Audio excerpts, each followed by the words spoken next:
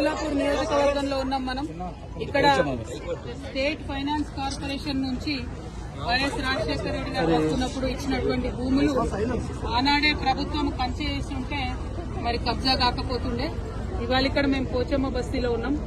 ఈ 260 ఎకరాలు అదేవిధంగా ఇంకా పక్కకున్నటువంటి కొంత ల్యాండ్ మొత్తం కలిపితే ఒక 400 ఎకరాల ల్యాండ్ అనేక సార్లు కబ్జాకు గురైంది.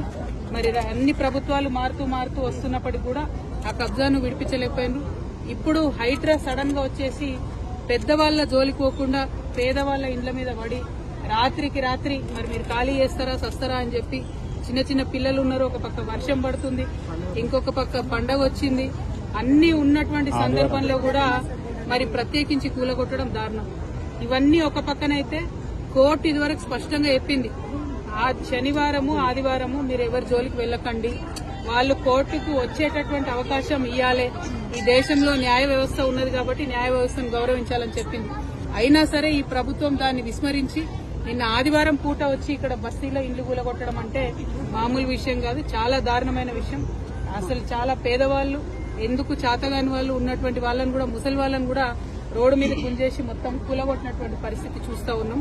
ఇది దారుణం. ఇంకా ఘోరం ఏంటంటే ఇదివరకే కరెంటు స్తంభాలు, కరెంటు బిల్లులు, గ్యాస్ బిల్లులు అన్ని ఉన్నటువంటి వాళ్ళని కూడా కనీసం బేఖాతరుగా తీసేయడం. ఇంకా మీదికెళ్ళి అబద్దం చెప్పుడు మేము నోటీసులు ఇచ్చినాం కాబట్టి కూలగొడుతున్నామని.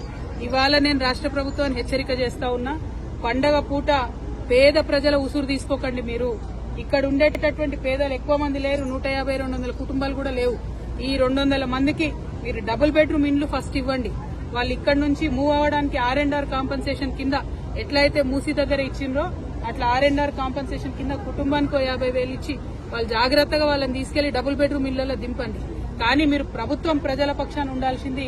దౌర్జన్యంగా వాళ్ళ ఇండ్లు కూలగొడతా ఉంటే ఈ ఉసురు తగలక మానదు మీ ప్రభుత్వానికి. మిమ్మల్ని హెచ్చరిక చేస్తా ఉన్నాం.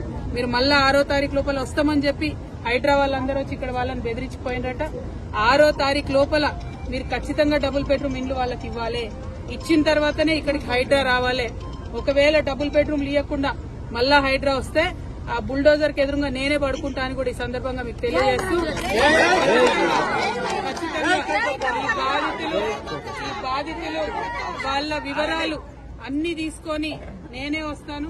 హైడ్రాకి రమ్మంటారా, ఎక్కడికి రమ్మంటారు, ఎట్లా రమ్మంటారు అనేది మీరు చెప్పండి. మున్సిపల్ మంత్రి ముఖ్యమంత్రి అయిపోయినారు, ఆయన దొరకకుండా ఆయన గడిలో ఉంటాడు, ఆఫీస్ కి రాడు, సెక్రటేరియట్ కి రాడు. ఎక్కడికి పోయి ఇవ్వాలి ప్రజలు, ప్రజాపాలన అని చెప్పిండ్రు. అక్కడ రోజు ఉంటే వచ్చి అప్లికేషన్లు ఇవ్వమన్నారు. అక్కడికి ఒక్కసారి వచ్చిండు ముఖ్యమంత్రి గారు లాస్ట్ 2 సంవత్సరాలలో. మరి పేద ప్రజలు పోయి కష్టాలు ఎక్కడ చెప్పుకోవాలి? మేము ఇక్కడ వీళ్ళందరి వివరాలు కలెక్ట్ చేస్తున్నాం. దాదాపు 200 కుటుంబాలు ఉన్నాయి. ఆ మొత్తం వివరాలు తీసుకొని మీ దగ్గరకు వస్తాం. మళ్ళా బుల్డోజర్ వచ్చే లోపల వీళ్ళకి డబుల్ బెడ్రూమ్స్ ఇవ్వాలని కూడా నేను డిమాండ్ చేస్తా ఉన్నాను. Thank you. జై తెలంగాణ.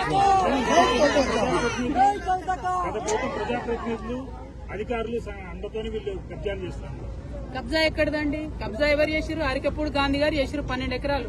దాన్ని తీయమనండి దమ్ముంటే ఫస్ట్. అది తీయకుండా చిన్న పిల్లలు పెట్టుకుని కూలీనాలు వేసుకునేటోళ్ళు, రాళ్ళు కట్టుకునేటోళ్ళ ఇండ్లు తీసి ఏం హీరోయిజం చూపిస్తారండి? ఎవరిని చూపిస్తారు? ఇప్పుడు అంతకుముందు ఇక్కడ వెంచర్స్ చేసి అమ్మిండ్రు బ్రదర్, మీకు తెలియదా? మీరు లోకల్ రిపోర్టర్స్. అంతకుముందు వెంచర్స్ చేసి అమ్మిండ్రు. కొంతమంది డబ్బులు ఇచ్చి కొనుక్కున్నటువంటివి ఉన్నాయి. 5 లక్షలు 6 లక్షలు కట్టి రూములు కొనుక్కున్న వాళ్ళు ఉన్నారు. మరి ప్రభుత్వం వాళ్ళకి 6 లక్షలు ఇవ్వమని చెప్పండి ఇక్కడ నుంచి ఎలాగొట్టేటప్పుడు. అంటే నేను అనేది ఏంటంటే ప్రభుత్వం ఫేర్ గా ఉండాలి. ఏ ప్రభుత్వంలో కబ్జా జరిగినా కూడా తప్పే ఫస్ట్ ఆఫ్ ఆల్. కానీ కబ్జా పేదవాళ్ళదే కనబడుతుందా, పెద్దవాళ్ళది కనబడదా? ఎకరాలు మింగింది కనబడదా? నేను అనేది ఏంటంటే అవి కక్కించండి మీరు, మీకు దమ్ముంటే. అవి పక్కన పెట్టి పేదవాళ్ళ ఇళ్ల మీద పడి జులుం చేస్తామంటే చూసుకుంటూ ఊరుకునేటోళ్ళు లేరు. నేను మళ్ళా చెప్తున్నా, 6వ తారీఖు లోపల వస్తామని చెప్పి వార్నింగ్ ఇచ్చిరట్టు ఇక్కడ వాళ్ళకి. 6వ తారీఖు లోపల మీది నిజమైన ప్రభుత్వం, ప్రజల ప్రభుత్వం అయితే ఇక్కడ బిడ్డలందరికీ మీరు డబుల్ బెడ్రూమ్ ఇండ్లు ఇవ్వండి. ఇవ్వకుండా 6వ తారీఖు నాడు కనుక మీరు వస్తే బుల్డోజర్ కి ఎదురుగా నేనే పడుకుంటా. మళ్ళీ చెప్తా ఉన్నా. Thank you. జై తెలంగాణ.